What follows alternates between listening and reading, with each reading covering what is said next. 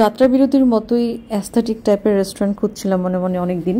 তো ফাইনালি উত্তরা 7 নম্বর সেক্টরে পেয়ে গেলাম আর্ট ক্যাফে। এই রেস্টুরেন্টটা আসলে কিছুটা একটু শিল্পমনা ভাব এরকম লোকজনই হয়তো ডিজাইন করেছে, আই ডোন্ট নো, কিন্তু খুবই সুন্দর লেগেছে আমার কাছে।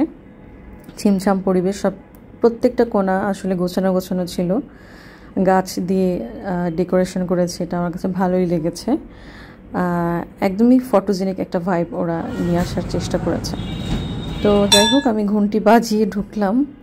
ভেতরে ঢোকার পরেই আমার কাছে মনে হয়েছে যে এর মধ্যে একটা ফ্রেন্ড জোন ভাইব আছে।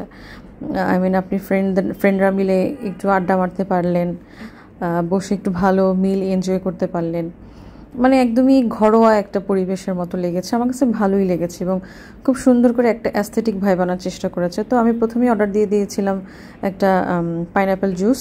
ওদের এই জুসটা খুবই ভালো, মানে ভালো লেগেছে আমার কাছে। আর তারপরে দেখলাম দেয়ালগুলোতে খুব সুন্দর করে পেইন্টিং ঝোলানো আছে, এটা ভালো লেগেছে দেখে। এবং ওদের প্রাইস যেগুলো আছে আর কি খাবারের, এটা আমার কাছে রিজনেবল মনে হয়েছে, অত এক্সপেন্সিভ কিছু না, অ্যাফোর্ডেবল। অ্যান্ড দেন আমরা অর্ডার করেছিলাম হচ্ছে একটা চিকেন কি বলে এটাকে, রোলের মতো।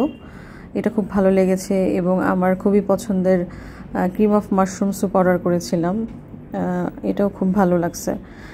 আর এইটা তো অনেক মজা লাগছে, এই যে জাস্ট রুটিটা যে দিয়েছে ফ্রেশই লেগেছে আমার কাছে।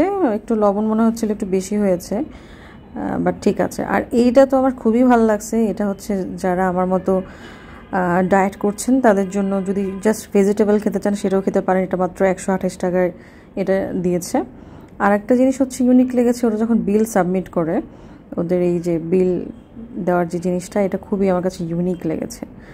তো যাই হোক, ওভারঅল আমার অভিজ্ঞতা ভালো। ওদের খাবার মোটামুটি রিজনেবল প্রাইস আছে, পরিবেশটাও সুন্দর ছবি তোলার জন্য, আর খাবার ভালোই ছিল।